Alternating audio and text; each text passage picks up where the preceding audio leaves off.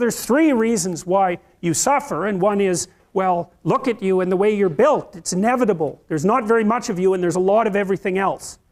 And so you just don't last that long, and you're fragile across multiple domains, and then you're harshly treated by society, and there's no doubt about that. And then there's responsibility that can be laid at your own feet. Well, the existential take on that, and the thing that all these diverse people that we've been talking about, including Viktor Frankl and including Alexander Solzhenitsyn, as well as Kierkegaard, Nietzsche, and Dostoevsky, and the people that I've already talked to you about, is that the proper pathway through that is to adopt the mode of authentic being. And that is something like refusing to participate in the lie, in deception and the lie, to orient your speech as much as you can towards the truth, and to take responsibility for your own life, and perhaps also for the lives of other people. And there's something about that that's meaningful and responsible and noble, but also serves to mitigate the very suffering that produces, say, the nihilism, or the flee into the arms of or the escape into the arms of totalitarians to begin with. You need something to shelter you against your own vulnerability. And you can adopt a comprehensive description of reality that's formulated for you by someone else, that neatly divides the world into those who are innocent and perhaps innocent victims, and those who are guilty and perhaps the perpetrators of the suffering. But none of that has anything to do with you, and in addition, it's simply not, it's not a reasonable way of assessing the world. The suffering is built in. So that's why there's an existentialist insistence upon that. So that for the Freudians, the psychoanalysts, and even for people like Carl Rogers to some degree, if you're in a situation that's characterized by psychopathology, if there's something wrong with you mentally, that's a consequence of something gone wrong. But that's not the existentialist take. The existentialist take is, no, that's just how it is. That's just how it is. You don't have to necessarily have done anything wrong for things to get completely out of control. It's a terrifying doctrine, but it's not a hopeless doctrine, because it still says that there's a way forward, there's a pathway forward, and the pathway forward is to adopt a mode of being that has some nobility, so that you can tolerate yourself and perhaps even have some respect for yourself as someone who's capable of standing up in the face of that terrible vulnerability and suffering, and that the pathway forward, as far as the existentialists are concerned, is by, well, certainly by the avoidance of deceit, particularly in language, but also by the adoption of responsibility for the conditions of existence, and some attempt on your part to actually rectify them.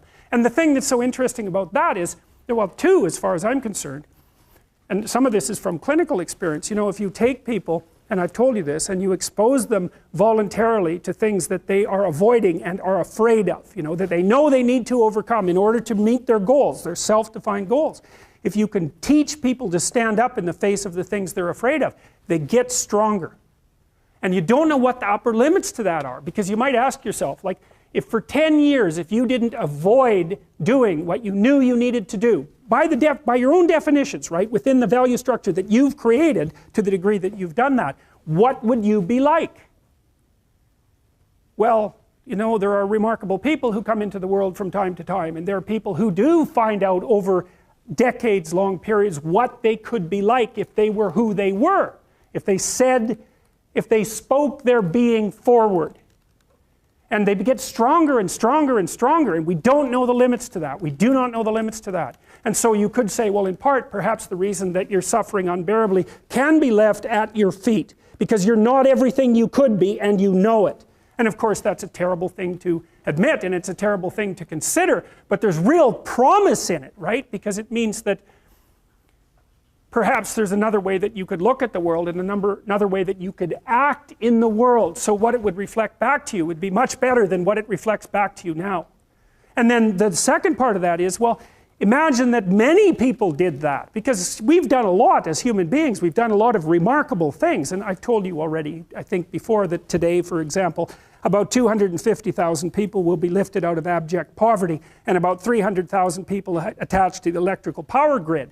We're lifting people out of poverty collectively at a faster rate that's ever occurred in the history of humankind by a huge margin. And that's been going on unbelievably quickly since the year 2000.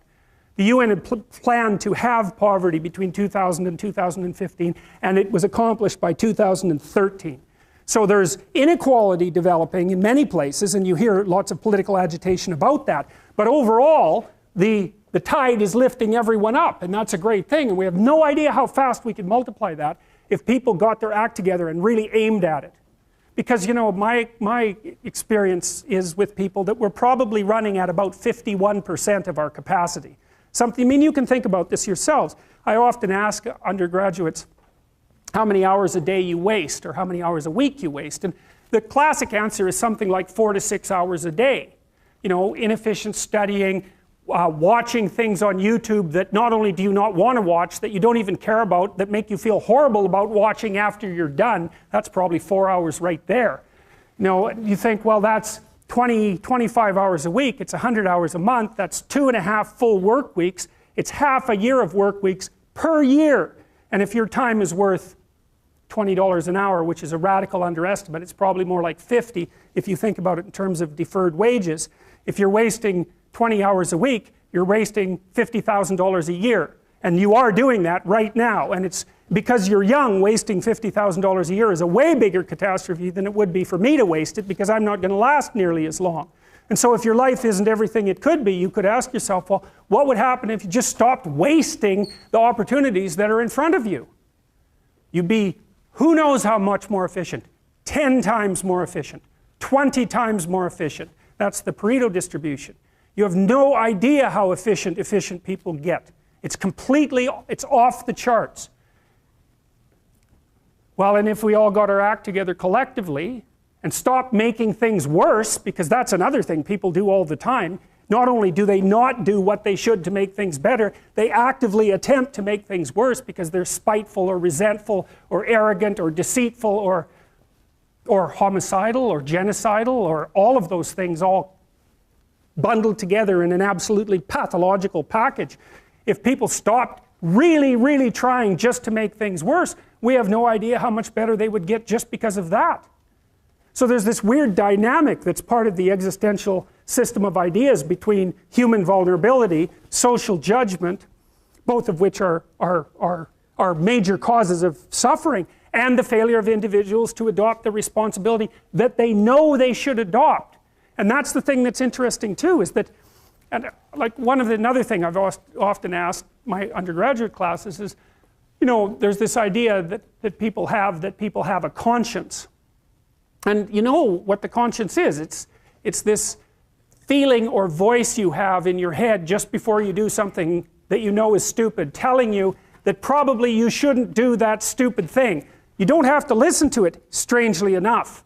But you go ahead and do it anyways, and then, of course, exactly what the conscience told you was going to happen inevitably happens, so that you feel even stupider about it than you would if it happened by accident. Because you know, I knew this was going to happen, I got a warning it was going to happen, and I went and did it anyways. And the funny thing too is that conscience operates within people, and we really don't understand what the hell that is.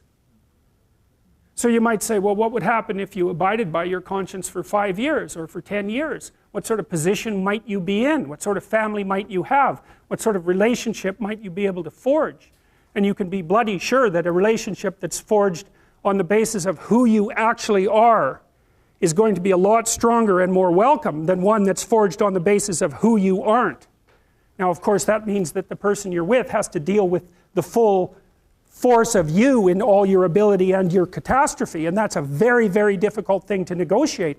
But if you do negotiate it, well, at least you have something, you have somewhere solid to stand, and you have somewhere to live, you have a real life, and it's a great basis upon which to bring children into the world, for example, because you can have an actual relationship with them instead of torturing them half to death, which is what happens in a tremendously large minority of cases.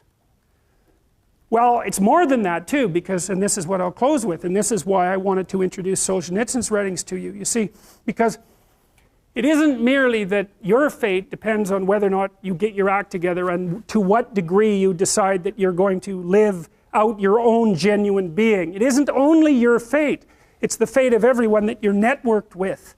And so, you know, you think, well, there's 9 billion, 7 billion people in the world. We're going to peak at about 9 billion, by the way. and then it'll decline rapidly. But 7 billion people in the world, and who are you? You're just one little dust mote among that 7 billion, and so it really doesn't matter what you do or don't do, but that's simply not the case.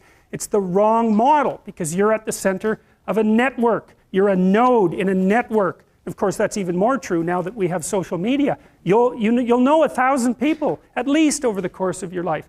And they'll know 1,000 people each, and that puts you one person away from 1,000,000, and two persons away from 1,000,000,000.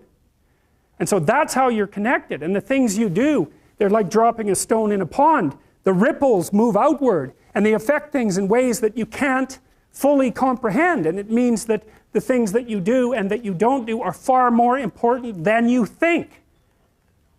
And so if you act that way, of course, the terror of realizing that is that it actually starts to matter what you do, and you might say, well, that's better than living a meaningless existence. It's better for it to matter.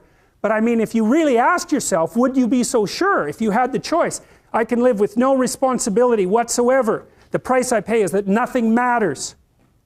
Or I can reverse it and everything matters. But I have to take the responsibility that's associated with that. It's not so obvious to me that people would take the meaningful path. You know, when you say, well, nihilists suffer dreadfully because there's no meaning in their life and they still suffer. Yeah, but the advantage is they have no responsibility. So that's the payoff, and I actually think that's the motivation. Say, well, I can't help being nihilistic. All my belief systems have collapsed. It's like, yeah, maybe. Maybe you've just allowed them to collapse because it's a hell of a lot easier than acting them out. And the price you pay is some meaningless suffering, but you can always whine about that and people will feel sorry for you, and you have the option of taking the pathway of the martyr, so that's a pretty good deal, all things considered, especially when the alternative is to bear your burden properly and to live forthrightly in the world. Well, what Solzhenitsyn figured out, and so many people in the 20th century, it's not just him, even though he's the best example, is that if you live a pathological life, you pathologize your society. And if enough people do that, then it's hell. Really. Really. And you can read the Gulag Archipelago if you have the fortitude to do that, and you'll see exactly what hell is like. And then you can decide if that's a place you'd like to visit, or even more importantly, if it's a place you'd like to visit and take all your family and friends. Because that's what happened in the 20th century.